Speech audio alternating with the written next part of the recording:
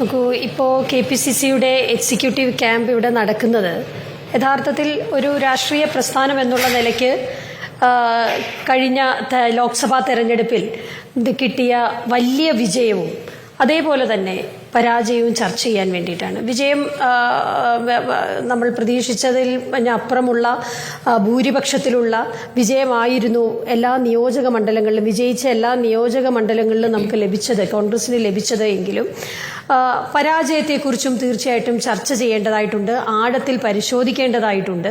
അപ്പോൾ അത്തരത്തിലുള്ള ഒരു പരിശോധനയും ചർച്ചയുമാണ് ഈ എക്സിക്യൂട്ടീവ് ക്യാമ്പിൽ നടക്കുന്നത്. അത് ഒരു രാഷ്ട്രീയ പ്രസ്ഥാനത്തെ സംബന്ധിച്ച് ഏറ്റവും പ്രധാനപ്പെട്ട ഒരു പ്രക്രിയയാണ് നടക്കുന്നത്. ഇത് ആദ്യമായി കോൺഗ്രസിൽ നടക്കുന്ന ഒരു കാര്യമൊന്നുമല്ല. നമ്മൾ ലോക്സഭാ തെരഞ്ഞെടുപ്പിന് മുമ്പായി ഇതേപോലെ തന്നെ ചിന്തൻ ശിബിർ ഇതുപോലെ തന്നെയുള്ള ക്യാമ്പുകൾ നടത്തിയിരുന്നു. ലോക്സഭാ തെരഞ്ഞെടുപ്പിന് മുന്നോടിയായിട്ടുള്ള കൂടിയാലോചനകൾ, ചർച്ചകൾ, എങ്ങനെയാണ് ലോക്സഭാ തെരഞ്ഞെടുപ്പിനെ നേരിടേണ്ടത് എന്നൊക്കെയുള്ള കാര്യങ്ങൾ ചർച്ച ചെയ്തിരുന്നു. അതിനു മുൻപ് കോഴിക്കോട് നടന്നിരുന്ന ഒരു ക്യാമ്പുണ്ട്. അതൊക്കെ ഇപ്പോൾ ഇത്തരത്തിലുള്ള ക്യാമ്പുകൾ എന്ന് പറയുന്നത് ഇതിൻ്റെ അകത്ത് പ്രത്യേകിച്ച് അതിശയോക്തിയോ അല്ലെങ്കിൽ വലുതായി ചർച്ച ചെയ്യപ്പെടേണ്ടതായിട്ടോ ഉള്ള വലിയ കാര്യങ്ങളൊന്നുമില്ല. ഇതൊരു രാഷ്ട്രീയ പ്രസ്ഥാനം സ്വാഭാവികമായി ചെയ്യേണ്ട ഒരു പ്രക്രിയ എന്നുള്ള നിലയ്ക്കാണ് ഈ ക്യാമ്പുകൾ. വലിയ കാര്യങ്ങൾ ഇല്ല എന്ന നിലയ്ക്കാണോ ദീപ്തി മേരി വർഗീസ് നിങ്ങൾ ക്യാമ്പിനെ കാണുന്നത്? ഞാൻ ചോദിക്കുന്നത്, ഇപ്പോൾ കേരളത്തിലെ രാഷ്ട്രീയ സാഹചര്യം മാറിയിരിക്കുന്നു എന്നുള്ള യാഥാർത്ഥ്യം, ആ പശ്ചാത്തലത്തിൽ BJPയെ കൂടി നേരിടേണ്ട അവസ്ഥ രാജ്യത്ത് മാത്രമല്ല കേരളത്തിലും പ്രത്യേകമായി നേരിടേണ്ട ഒരു പ്രത്യേക സാഹചര്യം വരുന്നു. നിങ്ങളുടെ എത്ര വോട്ടുകൾ BJPയിലേക്ക് പോയി എന്ന കണക്കുകൾ നിങ്ങളുടെ പക്കലുണ്ടാവും. ഇപ്പോൾ CPM പറയുന്നു, CPMൽ നിന്ന് വലിയ തോതിൽ തന്നെ ഭൂരിപക്ഷ വോട്ടുകൾ BJPയിലേക്ക് പോയിട്ടുണ്ട്.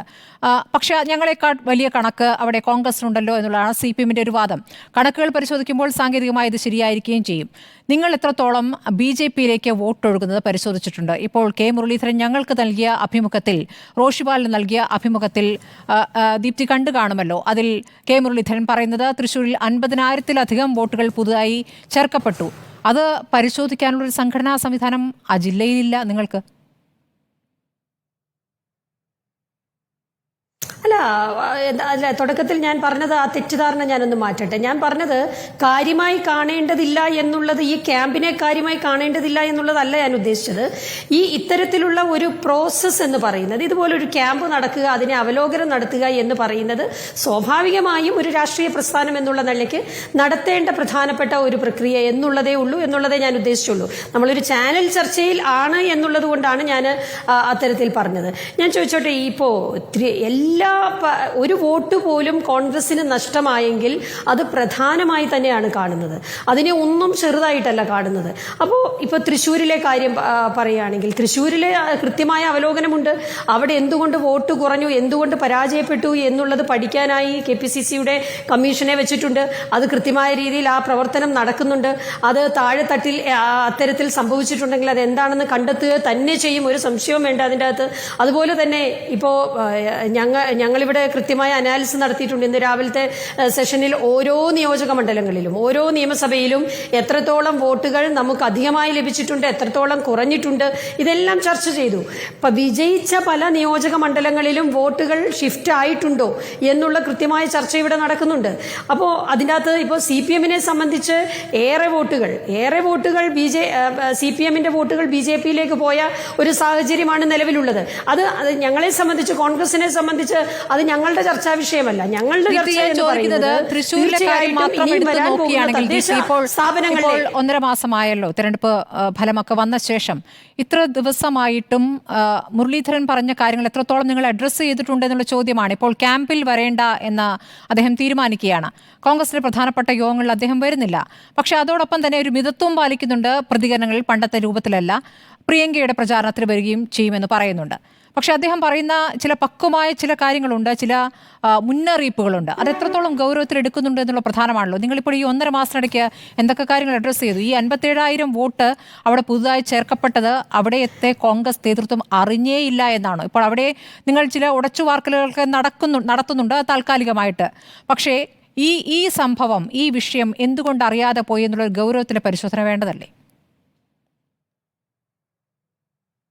അല്ല, അത് തന്നെയാണ് ഞാൻ പറഞ്ഞത്. ഞാൻ ചോദിച്ചോട്ടെ, ഈ കെ മുരളീധരൻ എന്ന് പറയുന്ന വലിയ നേതാവിന്റെ പരാജയം എന്ന് പറയുന്നത് അത് അദ്ദേഹത്തിന്റെ മാത്രം നഷ്ടമല്ല, അത് കോൺഗ്രസിന്റെ നഷ്ടമാണ്. ഈ പ്രസ്ഥാനത്തിന്റെ ഓരോരുത്തർക്കും ഏറ്റവും അധികം സങ്കടകരമായ ഒരു കാര്യമാണ്. അത് അദ്ദേഹത്തിനെ അതൊരു വ്യക്തിപരമായി അതിനെ കാണേണ്ടതായിട്ടില്ല. കെ മുരളീധരൻ വിജയിച്ച് പാർലമെന്റ് അംഗമാകണം എന്നുള്ളത് നിശ്ചയിച്ച് പ്രവർത്തിച്ച, അല്ലെങ്കിൽ അദ്ദേഹത്തെ അതിനുവേണ്ടി തന്നെയാണ് സ്ഥാനാർത്ഥിയാക്കിയത്. അവിടെ ഒരു കാരണവശാലും കോൺഗ്രസ് സ്ഥാനാർത്ഥി പരാജയപ്പെടരുത് എന്നുള്ളത് കൊണ്ട് തന്നെയാണ് അത്തരത്തിലുള്ള ചില നീക്കുപോക്കുകളും മാറ്റങ്ങളും ഉണ്ടായത്. അദ്ദേഹം അവിടെ വിജയിക്കുമെന്നുള്ള ഉറപ്പുള്ളത് കൊണ്ട് തൃശ്ശൂർ അദ്ദേഹത്തെ സംബന്ധിച്ച് അദ്ദേഹത്തിന്റെ തട്ടകമാണ്, അദ്ദേഹത്തിന് അത് പിടിക്കാൻ കഴിയും, അദ്ദേഹത്തിന് എന്ന് പറഞ്ഞാൽ കോൺഗ്രസ് പാർട്ടിക്ക്. അപ്പൊ അത് അദ്ദേഹത്തിന്റെ വ്യക്തിപരമായ ഒരു നഷ്ടമായിട്ട് അതിനെ കാണേണ്ടതായിട്ടില്ല. പിന്നെ ഒരു അപ്രതീക്ഷിതമായ ഒരു പരാജയം വന്നപ്പോൾ അദ്ദേഹത്തിന് മാനസികമായ വിഷമം ഉണ്ടായിട്ടുണ്ടാകും. അതിന്റെ ഭാഗമായി അദ്ദേഹം ചിലപ്പോൾ അല്പം ഒന്ന് അദ്ദേഹത്തിന്റെ പ്രവർത്തനങ്ങൾ അല്ലെങ്കിൽ സജീവതയിൽ നിന്നൊന്ന് ചിലപ്പോൾ ഒന്ന് മാറിയിട്ടുണ്ട്. പക്ഷെ ഒരിക്കലും കെ മുരളീധരനെ പോലെ ശക്തനായ ഒരു കോൺഗ്രസ് നേതാവിന് മാറി നിൽക്കാൻ കഴിയില്ല എന്ന പൂർണ്ണ ബോധ്യം ഞങ്ങൾക്ക് എല്ലാവർക്കും ഉണ്ട്. എന്ന് മാത്രമല്ല, അദ്ദേഹം വരും ദിവസങ്ങളിലൊക്കെ അത് ശക്തമായി വരും. എനിക്ക് തോന്നുന്നില്ല ഈ എക്സിക്യൂട്ടീവ് ക്യാമ്പിൽ നിന്ന് അദ്ദേഹം മാറുന്ന, അദ്ദേഹത്തിന് മറ്റ് എന്തോ താൽക്കാലികമായ സ്വകാര്യമായിട്ടുള്ള എന്തോ തടസ്സങ്ങളുണ്ട് എന്നുള്ളതാണ് ഞാൻ മനസ്സിലാക്കുന്നത്. അതൊരു പ്രതിഷേധത്തിന്റെ ഭാഗമായിട്ട് മാറുന്നതാണെന്ന് ഞാൻ കരുതുന്നില്ല.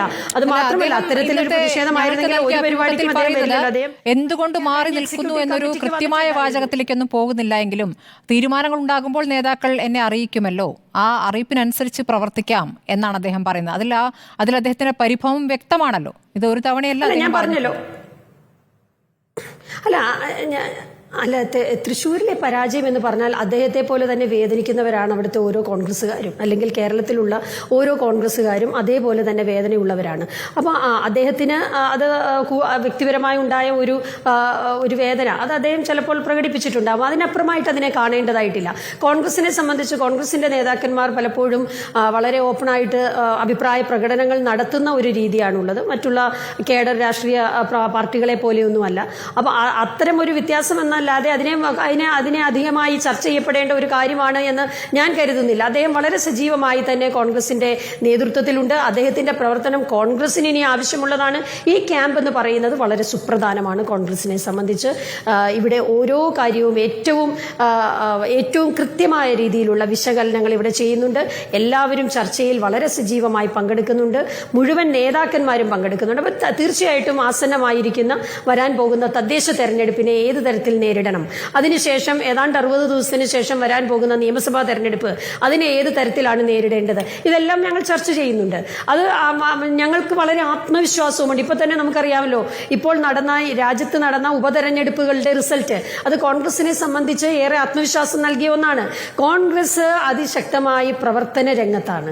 അപ്പോ ഇതിൻ്റെ അകത്ത് ഇപ്പോൾ ഒരു പ്യൂരിഫിക്കേഷൻ, ഇന്നിപ്പോൾ ബഹുമാന്യനായ സംഘടനാ ചുമതലയുള്ള general secretary Shri K C Venugopal പറഞ്ഞതുപോലെ ഇതിൻ്റെ അകത്ത് ഇപ്പോൾ നിലവിലുള്ള ആളുകൾ ഒരു പ്യൂരിഫിക്കേഷന് ശേഷമുള്ള കോൺഗ്രസ് ആണ്. കാരണം പണം കൊടുത്തും അല്ലെങ്കിൽ മറ്റുള്ള പല കാര്യങ്ങൾ പറഞ്ഞും ഭാരതീയ ജനതാ പാർട്ടി അവരിലേക്ക് കൊണ്ടുവരാൻ ശ്രമിച്ച പല ആളുകളും അവരെല്ലാവരും പോയവരെല്ലാം പരാജയപ്പെട്ടു എന്ന് പറഞ്ഞാൽ ജനങ്ങൾ പരാജയപ്പെടുത്തി.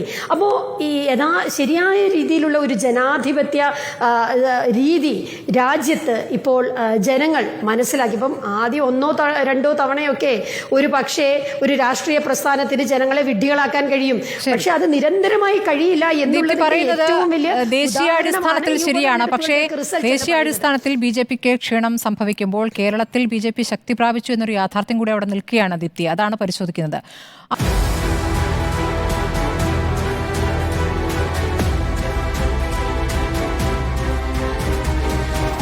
ഡിബേറ്റ് വിത്ത് സ്മൃതി പരുത്തിക്കാട്.